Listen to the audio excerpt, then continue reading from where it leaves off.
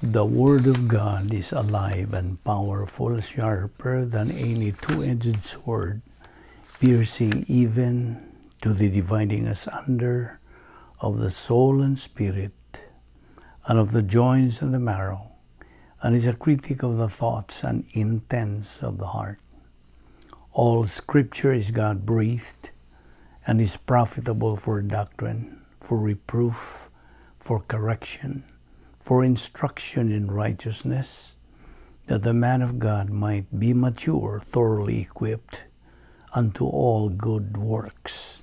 Study to show thyself approved unto God, a workman that needeth not to be ashamed, rightly dividing the word of truth. Jeremiah 17:5 says, Cursed is the man who trusts in mankind, and make flesh his strength, and whose heart turns away from the Lord. Psalm 37:4-5. Delight yourself in the Lord, and he will give you the desires of your heart. Commit your way to the Lord. Trust also in him, and he will do it. John 14:1. Do not let your heart be troubled. Believe in God, believe also in me. Proverbs 27:1.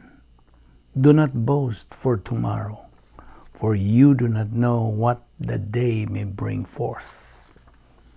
Isaiah 41:10.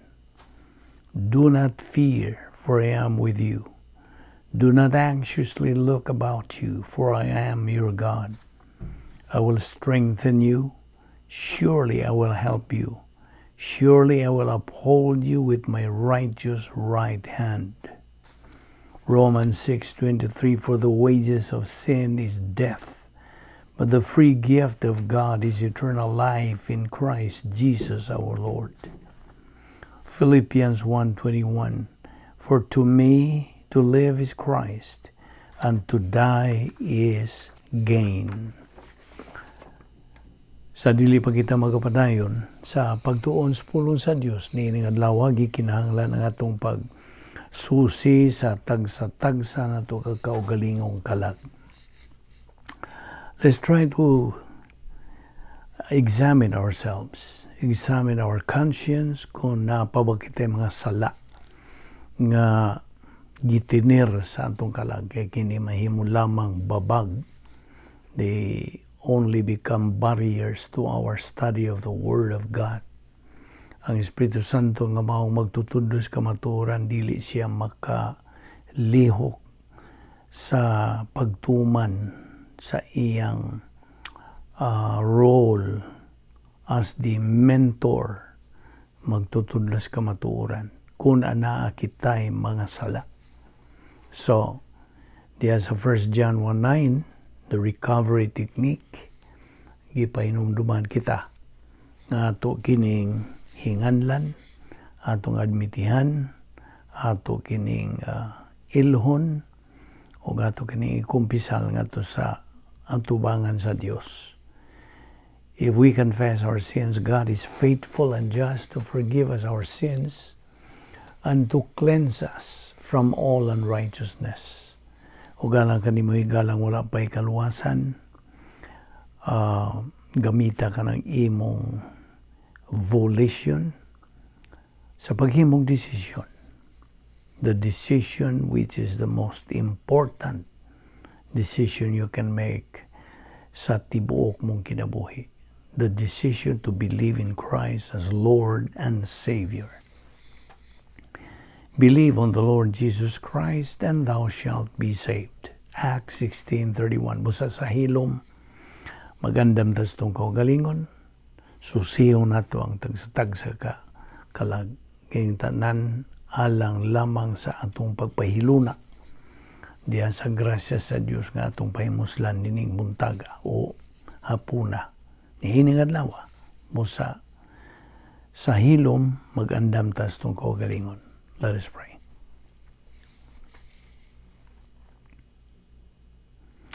Balaan na mo nga Diyos, nagapasalamat kami kanimo. Niining lain sa mga adlaw nga imong gi padangat ka na mo Diyos.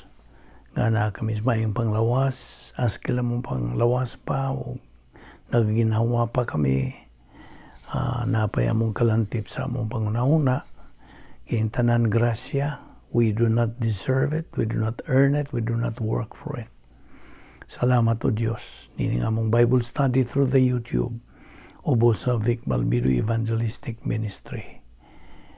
Gamhi ang matag usa kanamo o Diyos, sa imong Espiritu Santo nga kami matultulan o malamdagan dugang pa nga kamatuoran kayong tanan among ipasalamatan sa ngalan ni Ginoong Hesukristo among bugtong manluluwas. Amen. May adlaw sa tanan sa baniano sa kita sa atong Bible study pinagi sa YouTube. O welcome sa tanan mga bag-o o mga daana, mga igsoon dihan ni Kristo. So, nining adlaw ay suspect nga makahuman kita nining atong pagtuon nining doktrina bahin sa hypostatic union of our Lord Jesus Christ. Mao man kini ang uluhan. Taw-taw na kitang nagadupot nini o ato kining tiwason. Okay, so bear with me sa pipila ka mga gutlo nga ato kining duputan. Okay, unas tanan nasayod na kita. Unsay but pasabot ning hypostatic union of our Lord Jesus Christ. The Lord Jesus Christ, the second person of the Trinity, is the only visible member of the Trinity. Okay, way nakakita sa Diyos nga Amahan, way nakakita sa Diyos nga Espiritu Santo. Si Ginoong Hesukristo ra ang makita. Sa iyang paganhi dinhi sa First Advent, nakita siya sa mga disipulo niya o iyang mga tinunan o daghan ang nakakita kaniya. So, kay si Ginoong Hesukristo nagpakatao, Diyos siya, hingpit nga Diyos, nagpakatao, mianhi dinhi sa kalibutan, sa usala magatuyo, pagluwas sa katawhan. So mao kana nga siya, the only unique person in the entire universe, kay na nag-iya siya duha ka mga kinaiya, nga way mausapag yun nga panag-iya niini. He possessed two natures, the nature of God 100% and the nature of man also 100%. So mo na nga he is the unique person in the entire universe. Mo na ang hypostatic union ni Jesucristo. Now, okay, padayon ta sa atong gibiyaan kagahapon. Let us remember the principle. Ato manigituki kagahapon. Human solution is no solution. Only divine solution is the real and right solution. Ang tawhanon nga mga kasulbaran sa suliran, dili kini kasulbaran, dili solusyon. Ang bugtong solusyon nga matuod o tinuod, real and right solution is the divine solution. Diyos nun nga solusyon. So, timanan na nato. Okay? Now, let's remember also the doctrine that teaches us believers nga si Ginoong Jesucristo sa iyang unang pag-anhi, First Advent, and when He lived with us, with men, iyang gituman ang iyang misyon din sa kalibutan. Pinagi sa paggamit niya sa spiritual assets nga gisangkap sa Diyos nga Amahan kaniya without using His divine nature. Nga way paggamit sa iyang Diyos nun nga mga kinaiya. Mao na ang doktrina sa kenosis, the doctrine of kenosis. Si Satanas nga mao ang arch enemy sa Dios, misuway gyud sa pagtintal sa atong Ginoong Jesucristo to turn the stone to bread Samtang si Ginoong Jesucristo puasa sod sa kapatan ka mga adlaw in the wilderness. Apan si Ginoong Jesucristo depend lang, agad lamang siyang kaugalingon pinaagi sa paggamit sa pulong sa Dios. Okay? Our Lord defended himself. Iyang panalipdan iyang kaugalingon pinagis paggamit sa pulong sa Dios. Ephesians 6:11, whole armor of God mo kana ang gitugon sa Dios alang kanato mga Kristiyanon nga atong isulob kining tibuok nga kanang taming o panalipod nga gisangkap sa Dios kanato. So, we believers should use niining armor nga gisgutan diha sa Ephesians 6:11. Manduan kita sa paggamit niini at all times. Unsahon, pinagi sa atong pagtuon, pagkat-on, pagtuo, paggamit sa pulong sa Dios. Study, learn, believe, and apply the Word of God.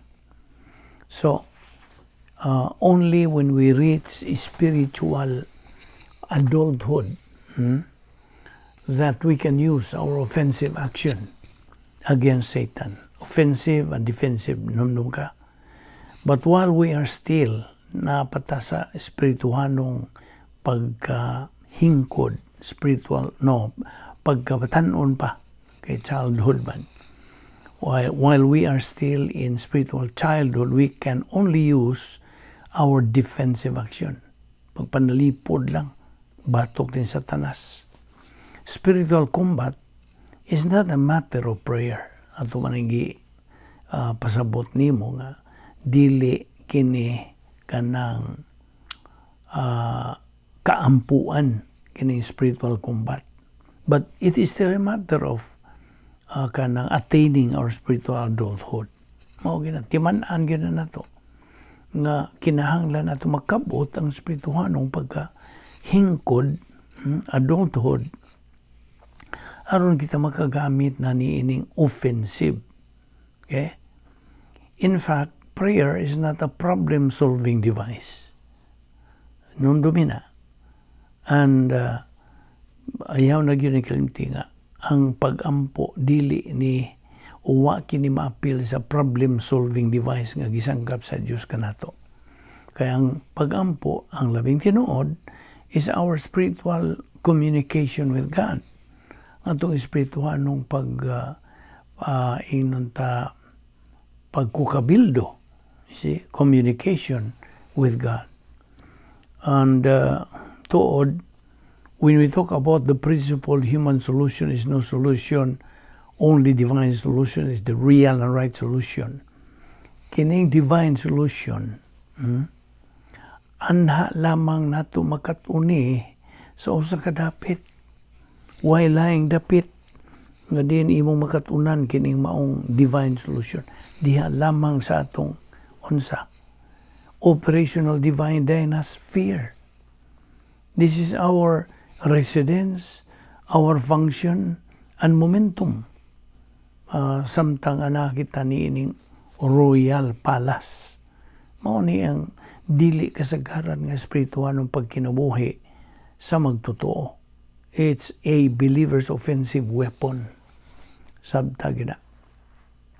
Unya tuod ayon nagyod kalimti katong tulo ka espirituhanong kahanas. 3 spiritual skills.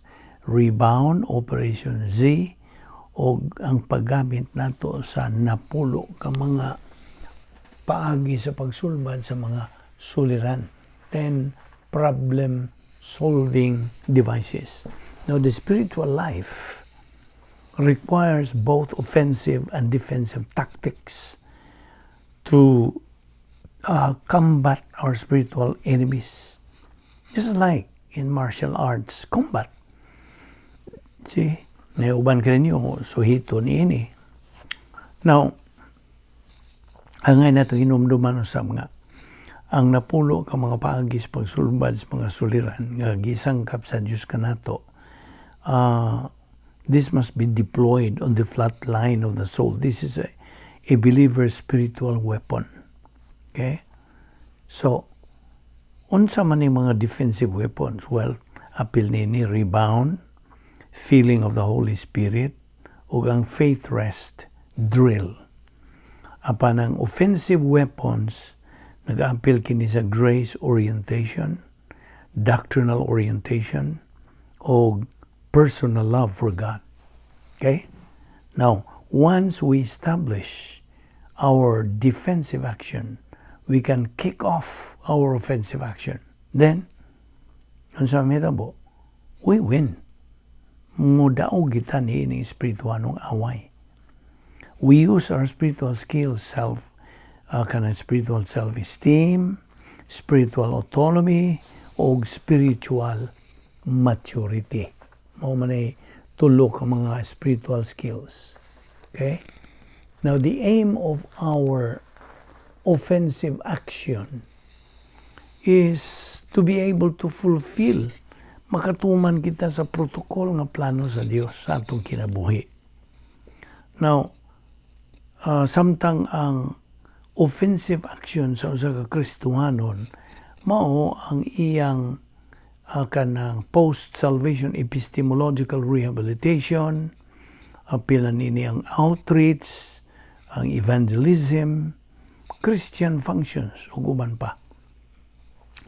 O tuod, by the way, sa diha nga kita magtuon sa pulong sa Dios, we study it as a whole, sa tinibuok, not just by verse or by chapter, or ang grabe pa, by just memorizing some verses without learning the doctrine or principles behind them. Mao ni grabe na. That's why we have to study the Bible as a whole. Sabtag yun na. Okay? We learned our Lord Jesus Christ hypostatic union pinagi sa atong pagtuon sa Biblia. Musta? Mao ni atong ibuhat adlaw-adlaw. Si Ginoong Jesucristo mao ang main subject. Mao gyud siya ang kanang nag-una gyud nga kanang hilisgutan, main subject, or the sentro sa atong pagtuon sa Biblia. Mahinungdan nga kita magatuon niini ug atong nakatunan kining paagi sa Kristohanong pagkinabuhi. We learn the Christian way of life, and then we are able to fulfill what God wills for our life, samtang niya pagkita niining kalibutan na. We studied gitawag og flat line of the soul. Mao man ni ang garrison sa matag magtotoo. And there, we also learned both offensive and defensive tactics sa Kristohanong pagkinabuhi. Now, atong naibawan sa past lessons nga atong Ginoong Jesucristo, gitintal ni Satanas nga iyang kanang nga moambak siya gikan sa pinnacle of the temple na hinumdum ka nga man na mabasa sa Mateo 4:5 ngadto sa 6. So sa iyang Panginoon pagtintal ni Ginoong Jesucristo nga ambak gikan ini, si Satanas mi kutlo sa balang kasulatan that he shall give his angels charge concerning thee. Iyang gi-quote kining Salmo 91:11. Unsa may gisulti diya? For he will give his angels charge over thee to keep thee in all thy ways. Di amo na si Satanas. So, kita gi pahinumduman sa kanang usas mga saad sa Dios. Niya sa Proverbio 3:5 ngadto sa 6 sige sulti. Trust in the Lord with all your heart and lean not on your own understanding. In all thy ways acknowledge him and he shall direct thy paths. Now, okay, balik ta niya itong pagtintal ni Satanas sa itong Ginoong Jesucristo. nga paambako niya gikan itong habog nga pinakol of the temple. Sa Mateo 4:7, si Ginoong Jesucristo mitubag, Satanas, "It is written again, thou shalt not tempt the Lord thy God." Na sa balaang kasulat, ayaw tintala ang imong Ginoo, ang Dios. Okay? So, ang hypostatic union, kaya mo man yung itong main topic, the Lord Jesus Christ hypostatic union, mao kini ang doktrina nga kanang paklaro patinaw kanato nga siya na nag-iyag duha ka mga kinaiya sa Dios nga 100% o kinaiya sa tao nga 100% pod. But let's remember always nga bisan tuod nga ang duha niya ka mga kinaiya are separate from each other, the two natures do not mix together. Wa na sila magkasagol. Ug mao kana ang nakapahimo ni Ginoong Kristo nga dili kasagaran nga persona sa tibuok universo. Kining doktrinaha, therefore, gakinahanglan kini og thorough study, makuti nga pagtuon, meticulous and very careful study. Nganuman, tungod kay kini kong doktrinaha has been so misunderstood and so misinterpreted sa daghan nga mga relihiyosong mga grupo. They are misunderstood, misinterpreted by many religious groups. Mao nang tun-an gyud nato nis makuti, siksikon gyud nato, uting kayon gyud nato. Okay? Tipik-tipikon gyud nato.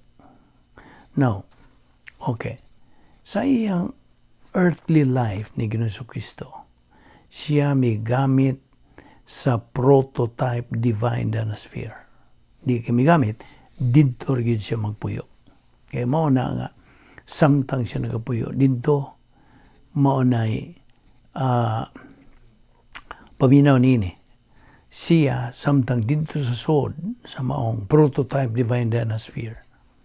Kaya mo maningahan sa iyang divine dinosphere. Ang atuaon sa to, operational divine dinosphere. Ang iya prototype. Now, samtang didto siya magapuyo, pose non pecare, Latin ng mga pinulungan. Pose non pecare. Sa in English, gihuban ka ng able not to sin. Able not to sin. Nga naman, because he resided in the prototype divine dinosphere all the time. Okay? Samtang na. O at the same time, non posse pecare. Ang buot pasabot sa English, not able to sin. Because he was God. Kasabot ka? So akong malikon. Ang posse non pecare, able not to sin. Non posse pecare, not able to sin. Okay? Now, si Ginoong Jesucristo, nag-aagad lamang, he depended upon his humanity not to sin. But let us remember, hinumduman na to nga, wa siya mag-aagad sa iyang pagka-Diyos. He did not depend on his deity. Nga naman, tungod kay ang iyang deity cannot really sin. Di man yun. Apan ang iyang humanity can sin, but he was not able to sin. Do you know what I mean? Nangano man yung tanan. Why all this? Tubag, tungod kay siya nagapakita nganhi kanato nga si Ginoong Jesucristo wa mag-aagad sa iyang pagka-Diyos but to utilize his being human. Okay? I hope na sabtan mo na. Now, si Ginoong Jesucristo sa iyang ang unang pag-anhi din ni First Advent, siya high priest. Okay? Now diya sa Hebrewanon 4:15 nagingon kini, for we have not an high priest which cannot be touched, meaning sympathize with the feeling of our infirmities, but was in all points tempted like as we are, yet without sin. Wa gyud siya makabuhat og sala. Ang atong Ginoong Jesucristo did not really utilize his being God, as we can understand sa atol sa iyang tulo ka mga kanang pagtintal kaniya ni Satanas nga iyang giatubang. You see, si Satanas mitintal sa pagkatao sa atong Ginoong Jesucristo, not his deity. Wa ang iyang pagka-Diyos. Because kini si Satanas nahibaw man pod nga he cannot do anything bahin sa pagka-Diyos sa atong Ginoo. So, Satan concentrated sa pagkatao ni Ginoong Jesucristo by tempting him. Kay ang target of all forces of evil, by the way, was our Lord's humanity. Ayaw na kalimti. Ang target sa tanang mga puwersas, mga kadautan, mao nga itong Ginoong Jesucristo sa iyang pagkatao. So, again, samtang ang pagka-Diyos sa itong Ginoong Jesucristo cannot be tempted, si Satanas may target sa pagkatao ni Ginoong Jesucristo. Gusto? May hinungdan, as believers in Christ, kita gimanduan to learn, to study, to learn, to believe and apply God's spiritual assets. Aron atong mabuntog, we can suppress sa tanan nga mga tentasyon. You can suppress all temptations. We have no excuse not to be victorious against any temptation. Wa. Kaya bigo nimo, it is all a matter of choice. Mao na itong balik-balik kining mong prinsipyo. Imo mo gunang kapilian. So, if we try to reverse concentrate, meaning pag-recall on the 7 requirements in the spiritual life, na ibaw na maka. Okay? I hope wala na yun na nimo makalimti. Kadtong pila man 7 ka mga requirements in the spiritual life. Routine, organized life, true scale of values, making good decisions from the position of strength, persistence, and perseverance. Huwag niya pag-iusa. We are indwelt by God, the Holy Spirit. Yes. Masing nakalimot ka na gipuy-an ta sa Espiritu Santo. Asa man siya magpuyo, dinhi sa atong lawas. Okay? Know you not that your body is the temple of the Holy Spirit? Nomdom kanya na. O ang iyang gahom, Diyos nun nga gahom, available 24/7, 365. Di man ina, fellow believer. Again, it's all a matter of choice. Our Lord Jesus Christ never committed a single sin. Samtang dinhi siya nining kalibutan na ngano. Tungod kay all the time, didto siya magapuyo sulod sa iyang prototype divine dynasty. Sabta gina. Nagpabilin siya nga hingpit, he remained perfect. He never sinned. Mo'y hinungdan nga siya nahimong mananaog. He became a winner. That's the reason he was able to reach his goal. Unsa may iyang goal? To die at the cross. Now, sa ato na ginaingon, si Ginoong Jesucristo nagpabilin nga sinless, impeccable, atol sa iyang unang paganhi. During his first advent, He remained sinless, impeccable. Si Satanas nga nagunang kaaway sa Dios, mitintal sa Ginoong Jesucristo, aron iyang gubon ang hypostatic union ni Ginoong Jesucristo. Mao gito iyang tumong, iyang gubon. Di ako manas pagka kanang iya lang yung lawgaon ang plano sa Dios. Kasabot ka. Now, nga naman po, unsa may ang tumong nato nga iyon tang tintalo ni Bokag unsa?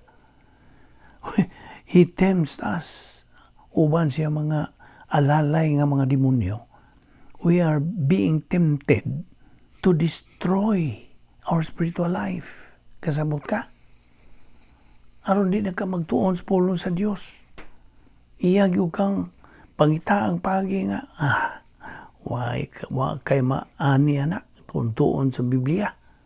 Ayaw, may pag magpahayahay ka dito mga daghang mga kalingawan, mga udyaka dito.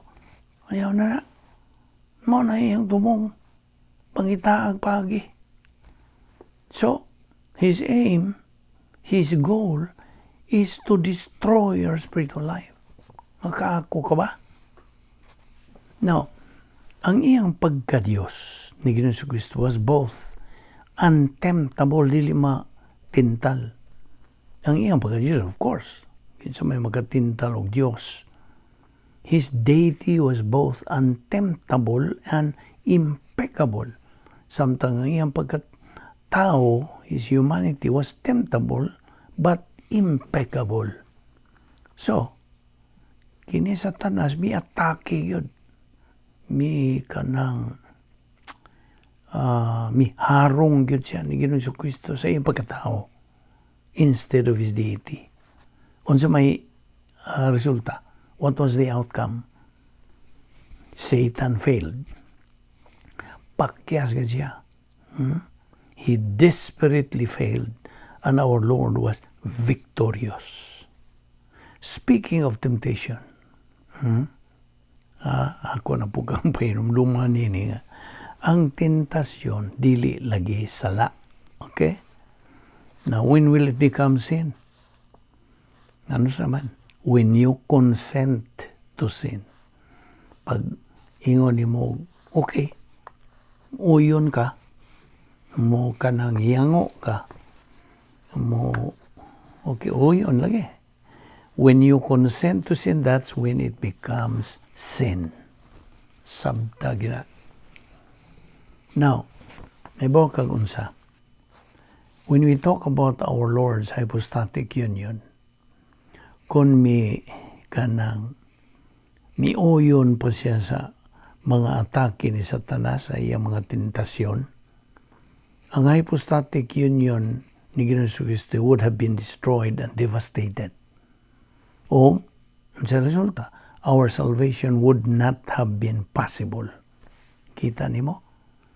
Kung napildi pa si Ginoong Jesucristo sa iyang hypostatic union, our Lord depended on the omnipotence of God the Holy Spirit as humanity. Pinaagis paggamit sa spiritual assets o sa iyang pagpuyo kanunay dito sa iyang prototype divine sphere. He emptied himself. Iyang he emptied himself, putting aside his divine attributes. Mo na doctrine of kenosis. Now, Hebrews 9:14 says, it was the power of God the Holy Spirit that enabled sa atong Ginoong Jesucristo sa pagkabot sa iyang yung goal, objective, nga mao ang cross. Naabot yun niya. Our Lord Jesus Christ had that personal love for God the Father. Nagpabilin yun ang iyang personal nga gugma ngadto sa iyang langit ng Amahan. He became the Lamb of God who taketh away the sin of the world. Kaya binimo, sa mga tanan sa kubalik nimo, what made our Lord qualified to be the Savior? Ako tagaag pasulit. I hope magkatubang kadayon unsa may nakakalifikar what made our Lord Jesus Christ qualified to be the Savior. Okay? I hope mga nana sa imong panumduman yun. Okay? Okay. Ako na lang kang taga sa tubag. He had no Adam's original sin. Number 2, he had no old sin nature. Number 3, he had no personal sin. Number 4, he had perfect righteousness. O nga kalima, he was the only perfect member of the human race. The Lord Jesus Christ is the only Savior of the world. No one else. That is our Savior. 2 Corinthians 5:21, for he, God the Father, hath made him, our Lord Jesus Christ, to be sin for us, who knew no sin, that we might be made the righteousness of God in him. Now, ang atong Ginoong Jesucristo sa iyang kanang adto sa krus, mao kini ang tulo ka mga dagkong mga butang o mga buhat nga iyang gihimo didto sa krus. Our Lord justified God's righteousness. Mao na ang doctrine of justification. Number 2, he reconciled man to God. Doctrine of reconciliation, pagpasig-uli kanato ngadto sa Dios. Number 3, he redeemed, purchased man from the slave market of sin. Mao ni doctrine of redemption. Hebrews 2:14, for as much then as the children are partakers of flesh and blood, he also himself likewise took part of the same, that through death he might destroy him that had the power of death, that is, the devil. Our Lord Jesus Christ was both God and man, 100% God, 100% man. That made our Lord Jesus Christ the only unique person in the whole universe. Dinhin nato mahuman kini atong pagtuon sa the doctrine of hypostatic union of our Lord Jesus Christ. Magampo ta. Sa dili pa kita ampo nga panakop, ako kang pangutanon ni Gala. This is addressed to unbelievers who are following our Bible study. Higala, kung ugaling mamatay ka karon na ibaw kapag mahilangit ka o maimpyerno ka, hangtod ka ang turan. Ang Biblia, mao kini ang pulong sa Dios, nagkanayon nga imo ka nang maibawan. Gipangutana ta kahigala nining maong pangutana.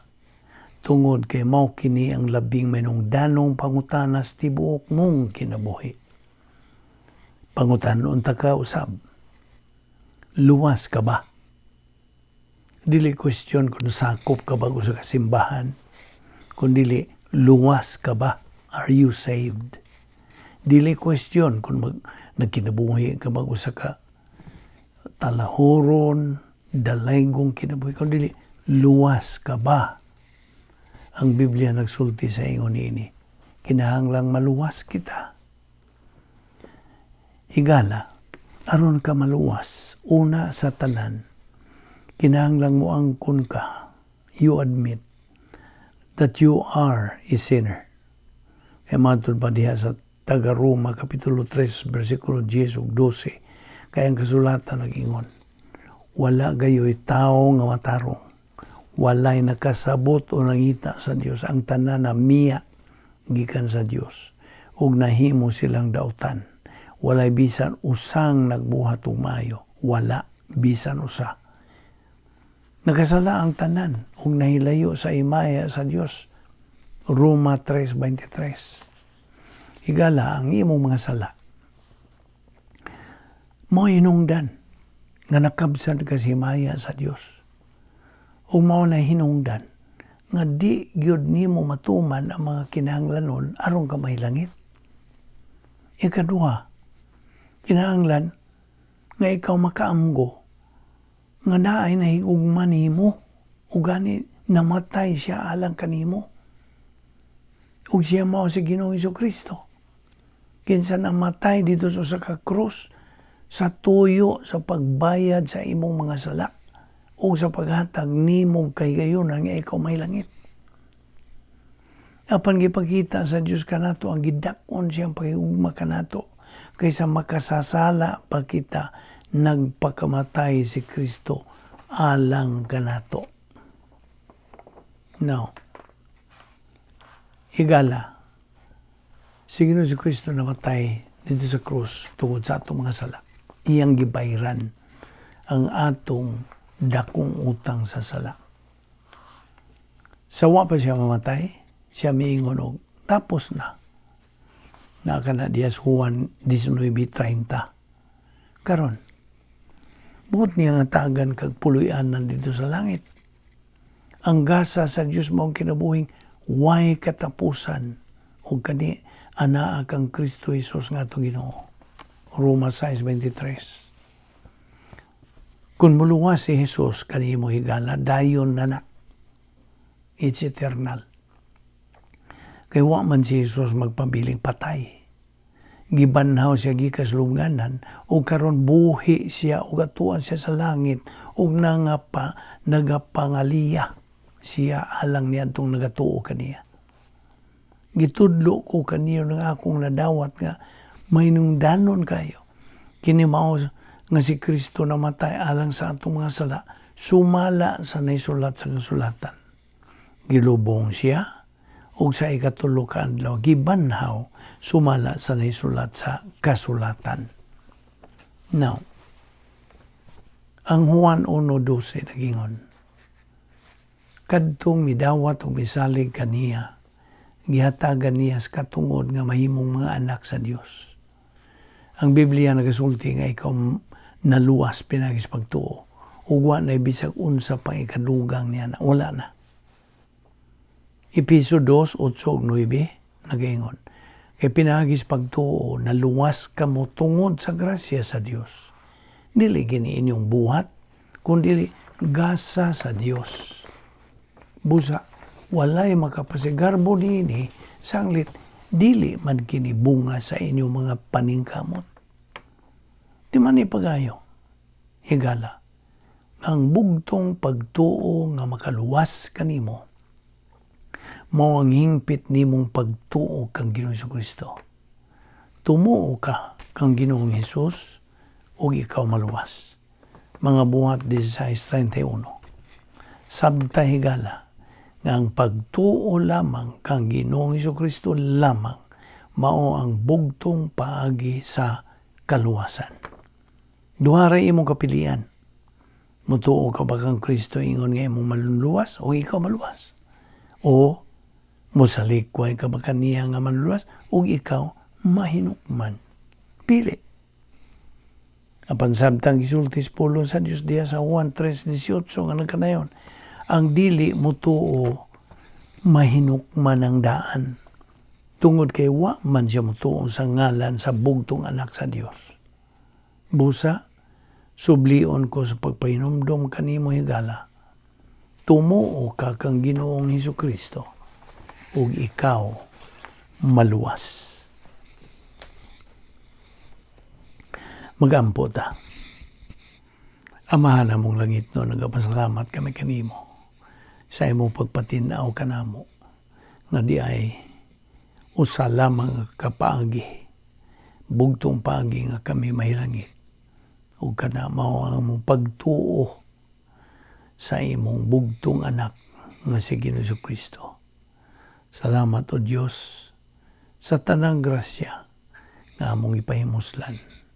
Bisan pa kini nga among pagtuon sa among pulong, dili kami takos ni o Dios apan ikaw matinumanon gayon sa imong mga saan.